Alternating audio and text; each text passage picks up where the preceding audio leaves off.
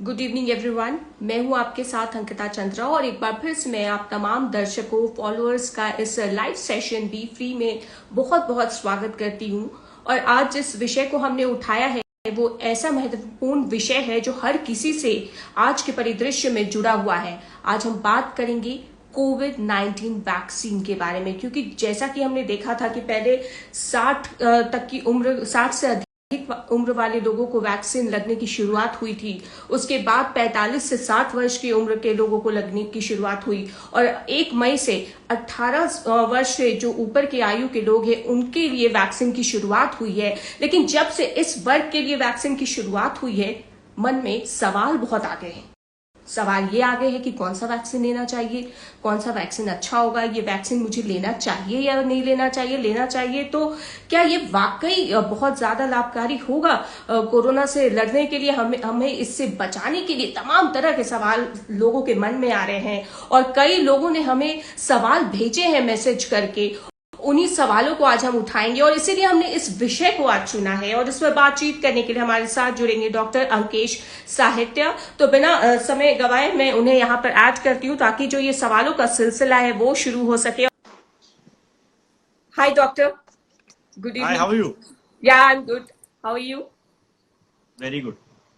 तो डॉक्टर, जैसा कि आज हम देख रहे हैं कि हमारे देश में जब से वैक्सीनेशन की शुरुआत हुई है तो सवाल जो है वो बहुत ज्यादा है लोगों के मन में। और जब से ये 18 प्लस के लिए वैक्सीनेशन की शुरुआत हुई है तब से मुझे लगता है कि ज्यादा ही सवाल लोगों के मन में आ रहे हैं। और सबसे पहला सवाल तो यही आता है, एक तरफ कोविशील्ड है, दूसरी तरफ कोवैक्सीन है, तो लोग सोच रहे हैं कि कौन सा लेना बेस्ट होगा। हर किसी को इंडिया में तो बेस्ट चीजें ही चाहिए होती है।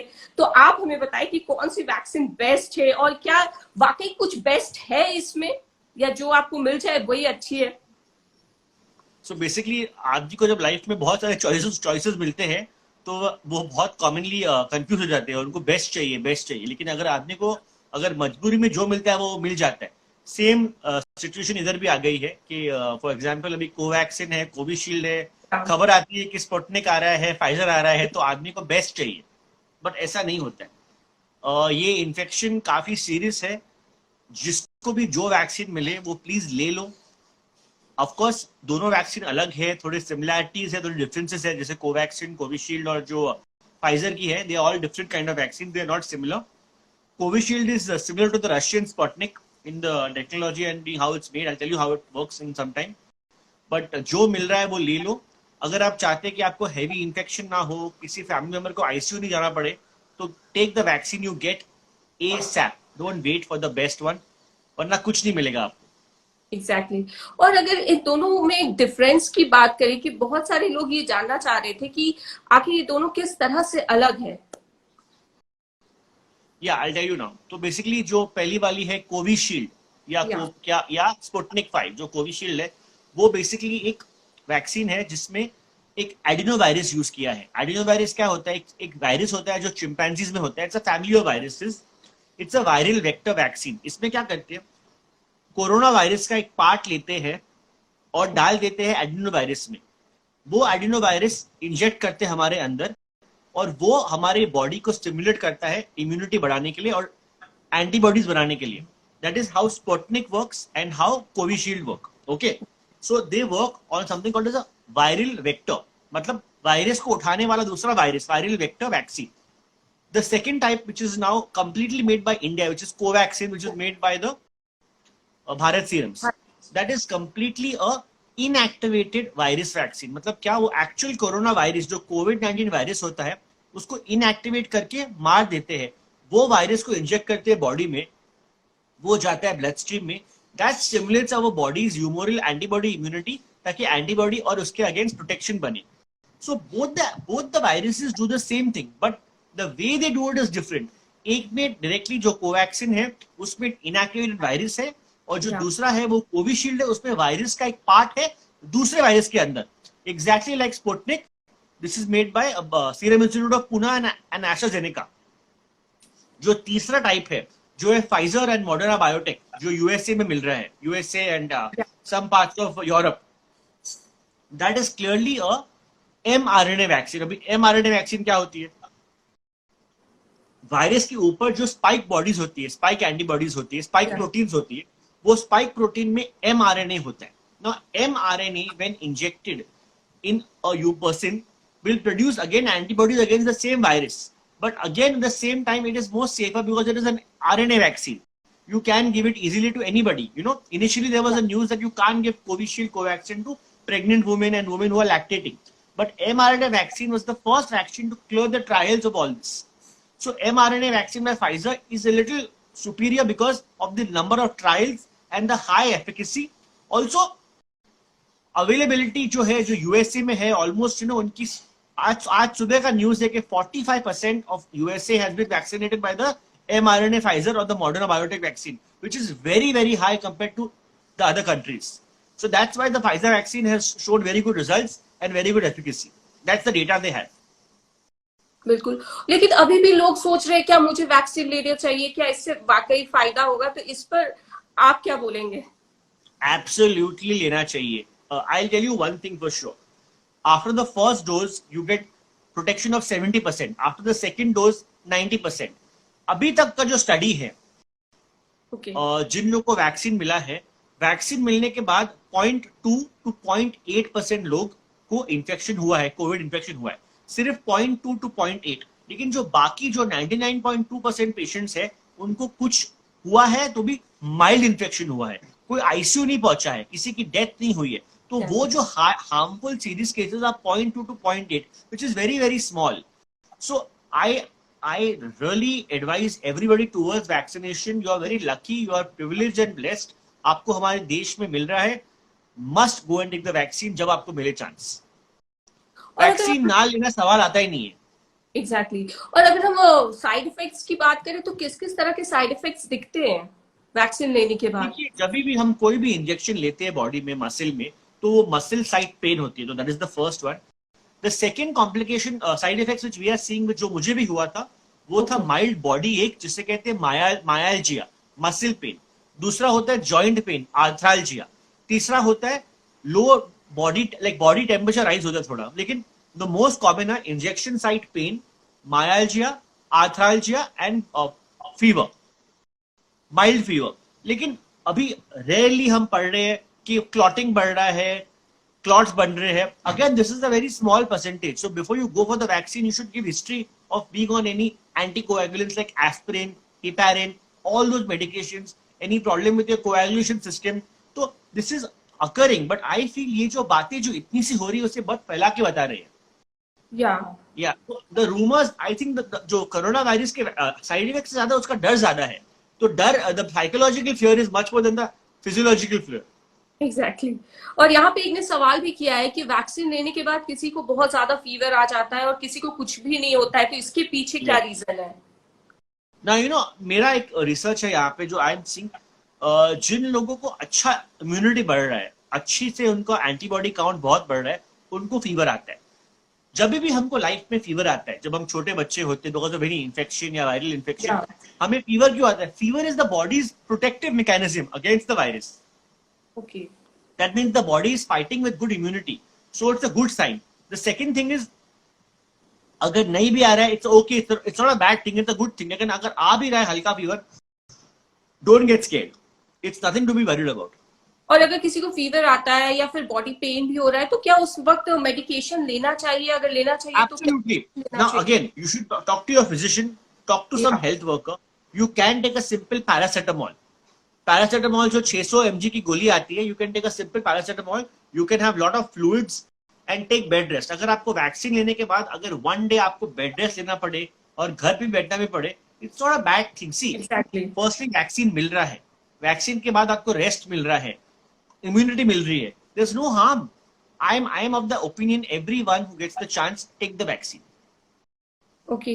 और वैक्सीन की बात आ रही है तो ये जो दोनों शॉट्स को लेकर है कि फर्स्ट शॉट और फिर दूसरे शॉट में जो एक गैप आ जा रहा है, तो ये भी बहुत से लोग कंफ्यूज है कि कोविशील्ड जो है वो इतने दिन बाद आपको लेना है, कोवैक्सीन के इतना. तो इसे आप थोड़े से क्लियर करने की कोशिश करें. Very good question. तो पहले जो शुरू जब I got the vaccination on Jan 17th, one of the first vaccines in Mumbai I got on Jan 17th, and तभी हमको कहा था कि सेकेंड वैक्सीन इन 28 days. तो अराउंड February 22nd, 21st को मैं सेकेंड वैक्सीन ले रहा. लेकिन उस time 28 days was the standard norm. फिर जो मैंने रिपोर्ट्स पढ़ी थी सीरम इंस्टीट्यूट पुणे की, वहां पे कहा गया था कि जिन लोगों ने वैक्सीन लिया है बिटवीन 6 to 8 वीक्स ड्यूरेशन का गैप, it's very good for immunity. कम से कम 6 से 8 हफ्ते का गैप होना चाहिए. जितना अच्छा गैप है 6 से 8 हफ्ते, उतना चांसेस है और एफिकेसी का. अगर आपका फर्स्ट डोज से एफिकेसी था 70%, तो सेकेंड डोज के बाद the efficacy is at least 90%. So it's a very good to have a gap between 6 to 8 weeks. अभी क्या हुआ है, if you've noticed, the gap has become almost 85-90 days. See, again, it's not bad. The gap allowed actually in the textbooks is up to 14 weeks. But this is happening because of the shortage of the vaccines right now.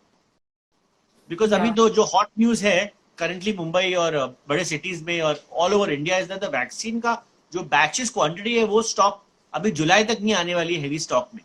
सो अभी इसीलिए वो gap बढ़ा दिया ताकि जून महीना निकल जाए और जुलाई में सब लोग को वापस सेकेंड डोज मिल जाए. So it's okay, up to 14 weeks is considered as theoretically okay, but the best is 6 to 8 weeks. और लोगों के मन में ये भी सवाल आ रहे हैं कि जैसे अभी आपने भी बताया कि 14 वीक्स और जैसे कि कोविशील्ड का जो ड्यूरेशन है वो बढ़ा दिया गया है, तो फर्स्ट डोज जिन्होंने लिया है उनके मन में ये सवाल है कि उसकी एफिकेसी तो नहीं कम हो जाएगी अगर मैं सेकंड शॉट इतने दिनों बाद लेता हूं तो. या देयर इज वो बात भी है, लेकिन अभी क्या कर सकते हैं. See this is not like a very like कि आपको इजीली मिल जाए दुकान में जाके. जब आपको मिलेगा स्लॉट तभी मिलेगा. बट मैं लोगों को वही दर्शाने दूंगा कि अगर आपको 14 वीक्स नहीं हुए गैप, देन डोंट वरी. ना 14 weeks is a long time, it's 3.5 months. इतना गैप नहीं होगा, लेकिन अगर इतना भी होता है डोंट पैनिक. ठीक है. देखिए, पहला शॉट क्या करता है, वो हमारे इम्यून सिस्टम को एक्टिवेट करता है. सेकेंड शॉट में क्या आते हैं, एक्टिवेशन के साथ साथ मेमोरी सेल्स जो मेमोरी सेल्स होते हैं इम्यूनिटी के, वो एक्टिवेट होके एंटीबॉडीज बॉडी में स्प्रेड करते हैं. So second shot is very important. I agree, अगर लोगों को टाइम लग रहा है they get panic, but the overall answer is you are all in the same boat. Don't worry. आपकी इम्यूनिटी स्ट्रांग बनाओ, have your multivitamins, have good home food, have vegetable fruits. It's not the end of the tunnel. Exactly.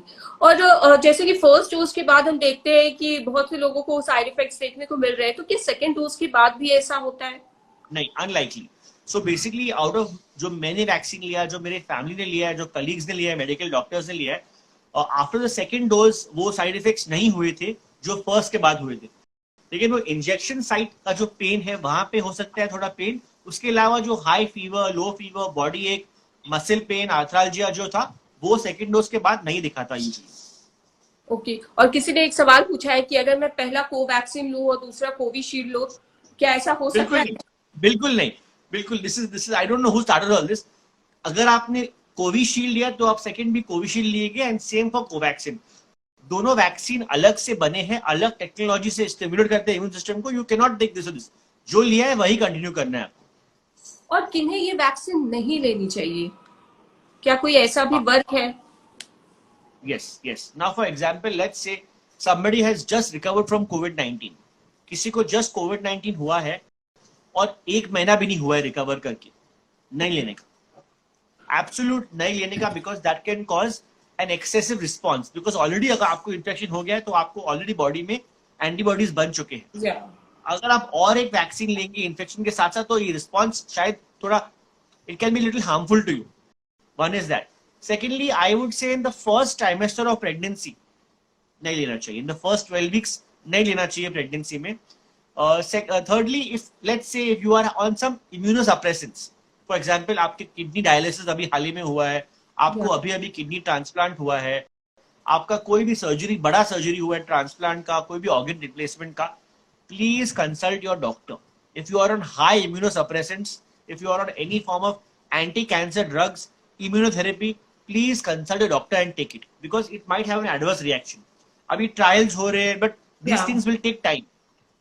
Covid से recovery होने के कितने दिन बाद vaccination लेना चाहिए? और ये सवाल बहुत लोगों के मन में है, मुझे लगता है.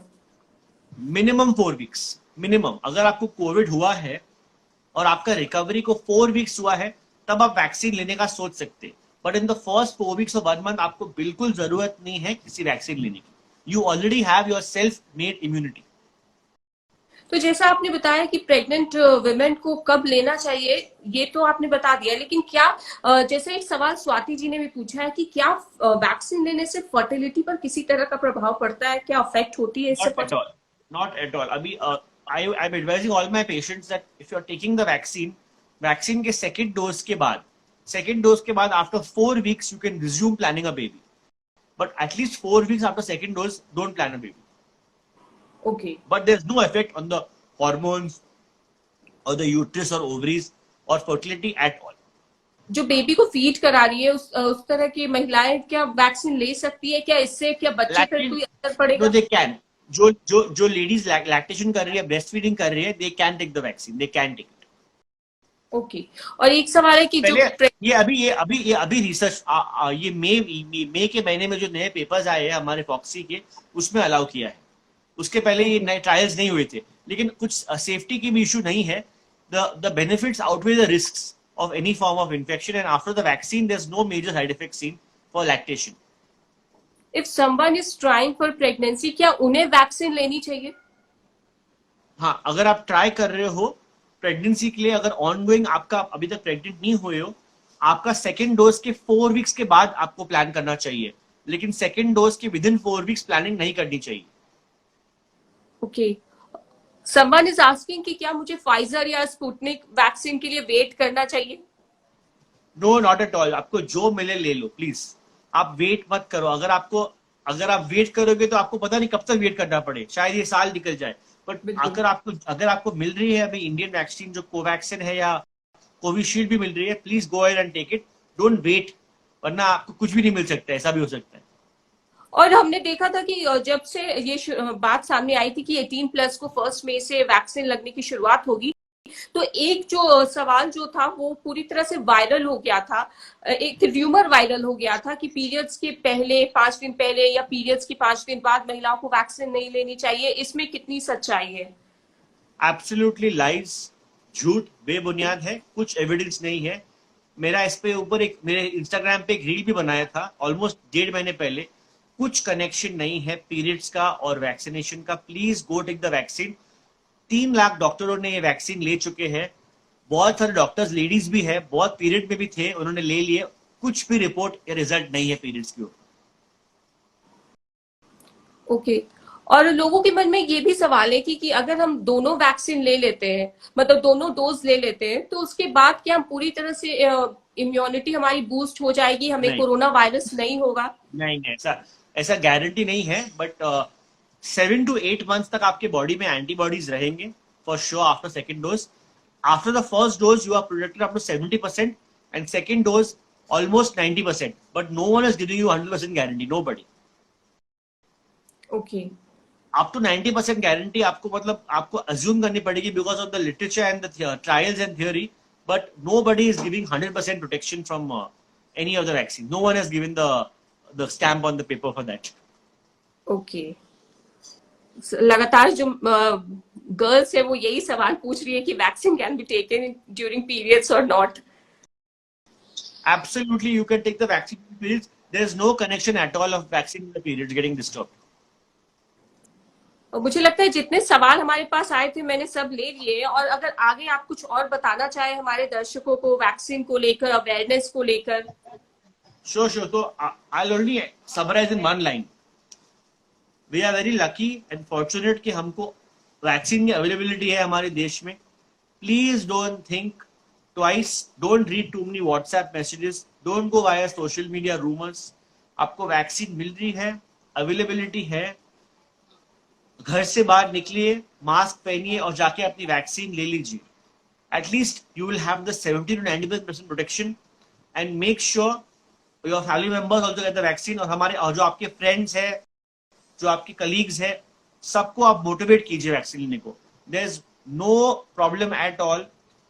The effects, the complications here are very, very, very small. I said 0.2 to 0.8% in the world after vaccine are having bad COVID, pneumonia, ICU admissions. The rest are absolutely fine. Okay. वो mild fever, body ache, arthralgia is very common and it can be dealt with very easily with paracetamol. There's nothing to do about that. और किसी ने अगर first vaccine ले लिया है, एक सवाल भी आया है, और उसके बाद उन्हें पता चल रहा है कि वो प्रेग्नेंट हो गई है, तो उन्हें क्या सेकेंड डोज लेना चाहिए? बिल्कुल ले सकते हैं। आपको मैं बोलता हूँ क्या होता है। बहुत सारे पेशेंट्स ने फर्स्ट वैक्सीन ले लिया है और वो घर जाते हैं 1 हफ्ता 10 दिन बाद और वो जानते हैं कि वो प्रेग्नेंट है, तो आपके पास 2 ऑप्शन है। आप सेकेंड डोज लीजिए आफ्टर द फर्स्ट 12 वीक्स। पहले 12 हफ्ते में मत लीजिए आप vaccine. You can have one option, आप सेकेंड डोज ले लीजिए पोस्ट 12 वीक्स, या आप फ्रेश वैक्सीनेशन कीजिए after delivery. Okay, so you have 2 options, 12 हफ्ते के बाद या डिलीवरी के बाद। और एक और सवाल है, मुझे लगता है ये सवाल लेना चाहिए, अगर किसी की ट्रीटमेंट चल रही है, जैसे आईवीएफ ट्रीटमेंट की शायद ये बात कर रही है, तो उन्हें क्या वैक्सीन लेनी चाहिए? सेम थिंग, अगर आपका आईवीएफ ट्रीटमेंट अभी तक शुरू नहीं हुआ है तो कम से कम 4 हफ्ते, आपके सेकेंड डोज के 4 हफ्ते बाद आपको ट्रीटमेंट शुरू करनी चाहिए। आईवीएफ के दौरान आपको वैक्सीन नहीं लेनी चाहिए, लेकिन वैक्सीन के सेकेंड डोज के 4 हफ्ते बाद आप ट्रीटमेंट शुरू कर सकते हैं absolutely safely. Okay. Thank you so much. Thank you so much. If anyone has any doubts, they can contact me, and you can tag me in this video also. Yeah, sure. Thank you. Thank you. तो आपने देखा कि doctor Ankesh ने जो तमाम सवाल थे vaccine को लेकर उनके जवाब दे दिए हैं, और जितने भी आपके मन में सवाल थे उन तमाम सवालों के आपको जवाब जरूर मिल गए होंगे इस वैक्सीनेशन को लेकर। तो बिना कुछ सोचे आप जरूर वैक्सीन लीजिए, अपनी स्लॉट अप्लाई कीजिए, स्लॉट आपको मिल जाए तो जरूर जाइए और वैक्सीनेशन लीजिए, क्योंकि वैक्सीन ही अभी हमारे लिए एक इम्यूनिटी और पावर के लिए जरूरी है, और कोरोना से लड़ने में वैक्सीन का एक बहुत बड़ा रोल है, जैसा कि डॉक्टर अंकेश ने भी बताया है। और अगर आपके मन में किसी विषय को लेकर सवाल है, आप जानना चाहते हैं कि हम उस पर डॉक्टर से बातचीत करें, तो आप हमें मैसेज कर सकते हैं या फिर व्हाट्सएप कर सकते हैं, या फिर हमें 6366363030 पर कॉल कर सकते हैं। तो इसी के साथ आज के हमारे इस लाइव सेशन में फिलहाल इतना ही। फिर होगी आपसे मुलाकात एक अगले और नए विषय के साथ। तब तक के लिए stay safe, stay happy, stay healthy and always stay with selfie. Thank you so much.